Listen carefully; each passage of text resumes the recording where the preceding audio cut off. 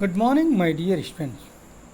आज 27 सितंबर है और ये फ़ोटो आपको दिखाई पड़ रहा है। मुझे उम्मीद है कि आप लोग पहचान रहे होंगे कि फ़ोटो किसकी है।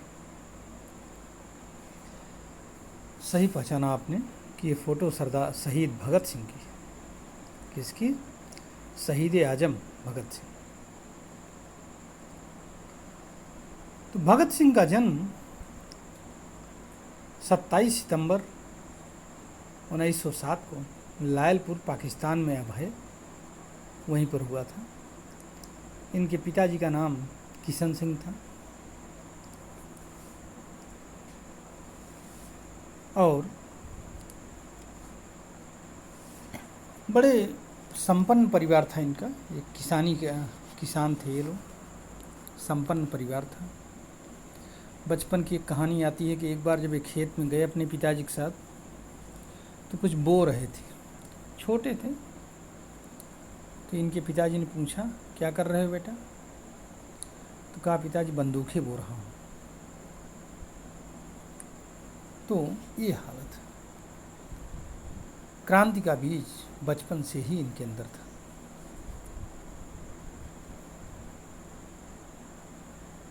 सौभाग्य भी ऐसा रहा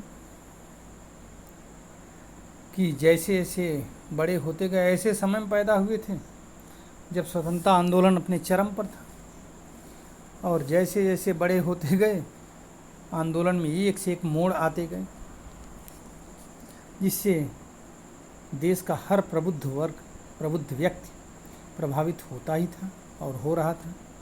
भगत सिंह भी प्रभावित हुए बिना नहीं रहे। ठीक है। बीए तक किसी तरह से शिक्षा पाई और उसके बाद में भारत को स्वतंत्र कराने के लिए कूद पड़े।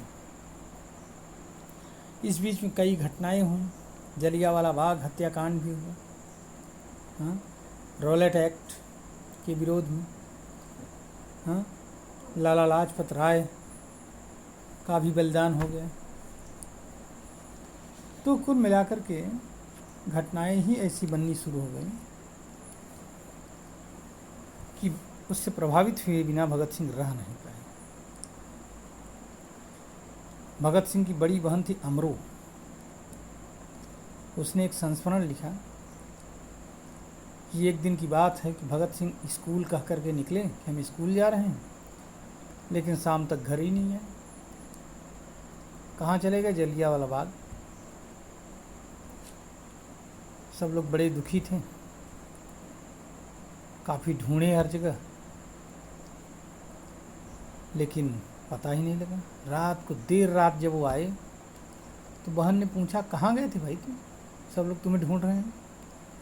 तो उन्होंने अपनी नेकर कहा जाए, पैंट कहा जाए, उसकी जेब से एक शीशी निकाली और रोते हुए कहा, देखो ये मिट्टी नहीं है, ये शहीदों का खून है। इस तरह के व्यक्ति उस समय देश का माहौल भी ऐसा बना हुआ था। गणेश शंकर विद्यार्थी के संपर्क में भी आए। अब गणेश शंकर विद्यार्थी अपने ज़माने के बहुत बड़े क्रांतिकारी नेता थे, कानपुर के रहने वाले थे। कानपुर में भी गणेश शंकर विद्यार्थी का एक चौराहा है, उस पर जहाँ उनको मारा गया था। और तो उनसे प्रभावित हो गए।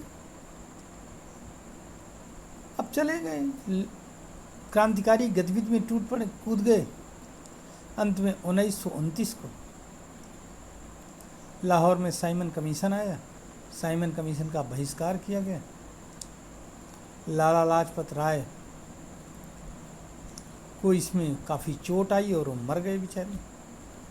मृत्यु का कारण बना साइमन कमीशन, पुलिस की लाठी। और इससे बड़े दुखी हुए सब लोग। 1929 में केंद्रीय असेंबली में बम फेंका, पर्चे बांटे, ठीक है, जेल में बंद हो गए। जेल में बंद हो गए। फिर जो है अंत में वो दिन आ गया 7 अक्टूबर 1930 का। भगत सिंह, राजगुरु और सुखदेव को फांसी की सज़ा सुनाई और ये सज़ा जो है 23 मार्च 1931 को मुकर्रर कर दी गई, ख़त्म, पूरी कर दी गई। ठीक है, तो बड़ा वैसा जीवन रहा, शार्ट जीवन रहा भगत सिंह। अब आप समझिए कि 27 सितंबर 1907 और 23 मार्च 1931, 24 साल की अवस्था रही भगत सिंह की जब उनको फांसी दी गई। ठीक है, लेकिन उस 24 साल में ही भगत सिंह वो सब कर गए जो लाखों हजारों भारतीयों को प्रेरणा का स्रोत बना, केंद्रबिंदु बना। हिंदुस्तान रिपब्लिकन आर्मी चंद्रशेखर आज़ाद के साथ मिलकर के बनाई। फिर हिंदुस्तान सोशलिस्ट रिपब्लिकन आर्मी बाद में बनी थी, चंद्रशेखर आज़ाद ने बनाया था। ठीक है, बहुत सारे ऐसे लोगों के विचार, पट्टाभी सीतारमैया जो कांग्रेस के लीडर थे, वो कहते थे कि भगत सिंह का नाम सारे देश में गांधी जी की तरह लोकप्रिय था। उसमें कोई मामूली आदमी नहीं थे, समझ रहे हैं।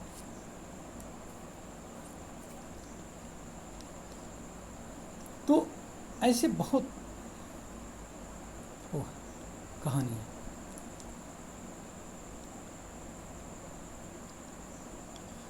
अब ऐसी स्थिति में भी भगत सिंह ने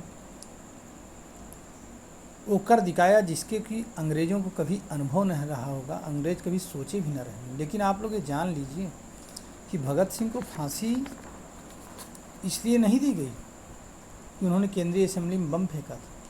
भगत सिंह को जो फांसी दी गई थी वो दिया गया था सैंडर्स हत्याकांड के केस में। ठीक है, क्योंकि सैंडर्स की हत्या करने की भी साजिश इन लोगों ने ही रची थी, है ना। तो उस हत्याकांड के लिए इनको फांसी दी गई थी। बातें बहुत कुछ हैं, 7 मिनट लगभग बोलते हुए हो गए। आप लोग अपनी तरफ से भी कुछ न कुछ पढ़े होंगे, देखे होंगे, सुने होंगे।